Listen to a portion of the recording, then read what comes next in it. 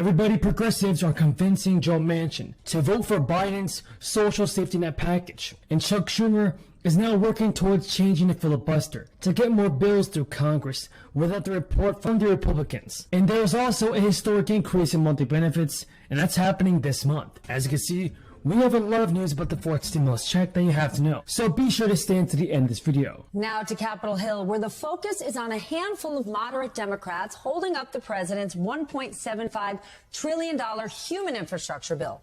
Those 5 lawmakers say they want to see the CBO score, a detailed rundown of how much it will cost before agreeing to support the bill. I've got one of them with us right now, New Jersey Congressman Josh Gottheimer, co-chair of the Problem Solvers Caucus. Congressman, first, I want to congratulate you, the bipartisan bill. Huge, huge achievement. I know you've been working on it for months, but let's talk human infrastructure. Why bring this CBO score up so late in the game? Well, first, Stephanie, thanks so much for having me, and thanks for pointing out the big win for our country, bipartisan, I'd add, right? Democrats and Republicans came together, fix our roads, our bridges, our obviously the Gateway Tunnel between New York and New Jersey, get that going, our water infrastructure, rails, transit systems, so much that's good for the country, 2 million jobs a year. And to bring up the other package, which also is very important, something that I've supported, the reconciliation package called Build Back Better, that will help us reinstate SALT, the state and local tax deduction, and get taxes down for people in my district.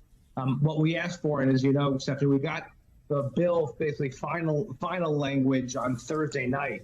And there were new things added, so we had questions to make sure that we understood how it's paid for, to understand exactly what's in it. And we think it's the responsible thing to do to read that bill. It's 2,000 pages, the new bill, and to compare it to the old text, which was also 2,000 pages. So we've had people working around the clock to make sure we know what's in there, and make sure it's great for our districts. And I'm optimistic that that'll happen. And the numbers that we got, we hope will match up with what we received already from the White House and Treasury on some of the data on the cost of the bill, and see how they match up with the investments. So I'm optimistic that the data we will get next week, which we're expecting, will all match up and we'll be able to move forward. Let's talk about taking a victory lap on the hard infrastructure bill. The markets yesterday hitting new highs in large part because of the bill you passed. Yet Democrats say nothing. It's like you don't want to take credit for good news on Wall Street because it alienates people. Now, the markets and the economy are not the same thing, but when Wall Street wins, Main Street doesn't. But Democrats are far from alone in the behind-the-scenes drama. Today, it shifts to the Republican Party, more specifically to the 13 GOP House members who voted yes on that infrastructure bill. Punchbowl reports that Republican leadership is bracing for rank-and-file members to attempt to strip committee assignments from their colleagues in retaliation for supporting President Biden's legislative agenda. Joining me is Punchbowl News founder Anna Palmer. She's also an MSNBC contributor. You know, I'm old enough to remember the day when you often got a pass from your colleagues because they knew you were going to have a fight and you had to do what your constituents wanted you to do. Remember that somewhere back in the back of your mind? Tell us, though, what's going on behind the scenes and what you see happening. Yeah, times have really changed from those days of yore, I guess, on Capitol Hill, particularly when it comes to the Republican Party.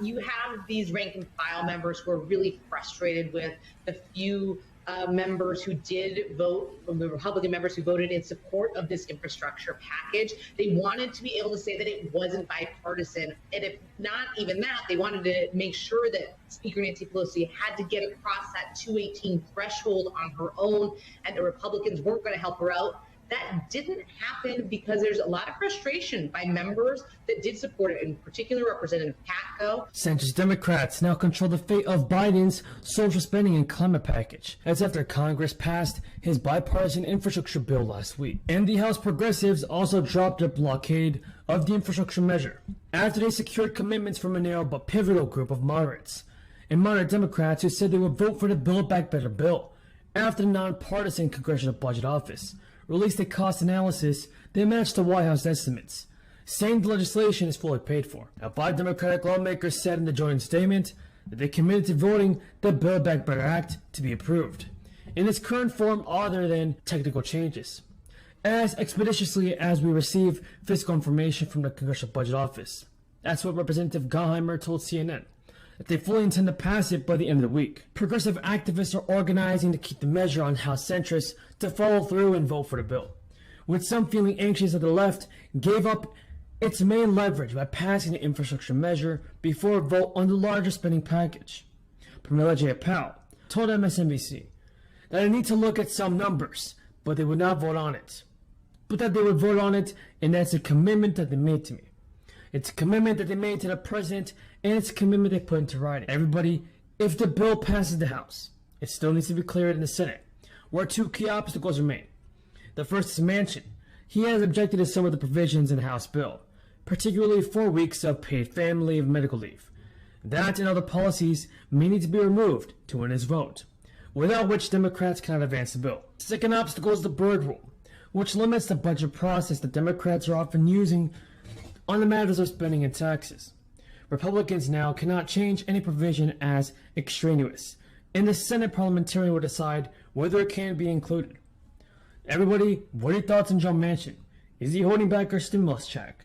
Now, Representative Alexandria Ocasio-Cortez is now concerned that President Biden's massive social spending bill will be gutted in the coming days. Ocasio-Cortez was one of 6 House Democrats and all members of influential progressives who voted no on the bipartisan infrastructure bill, which will be signed into law next week.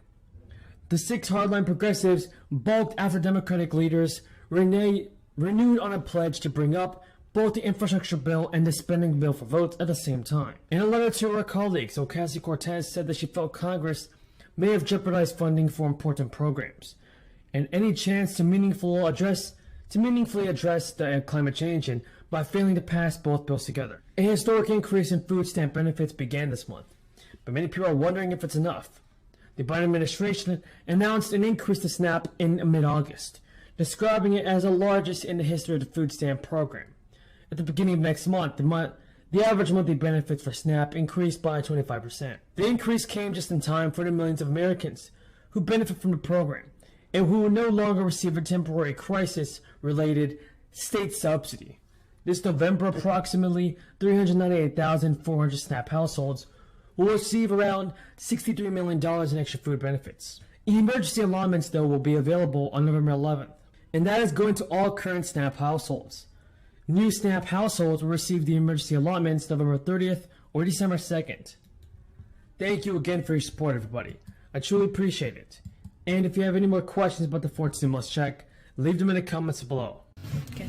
Thanks so much. Yesterday, some Senate Democrats sent the president a letter on high gas prices and how to combat those, including suggesting banning crude oil exports. Is President Biden considering banning those oil exports? Which the oil exports from? The Senate Democrats wrote a letter asking the president to ban crude oil. Okay, got it. The crude, got it. So the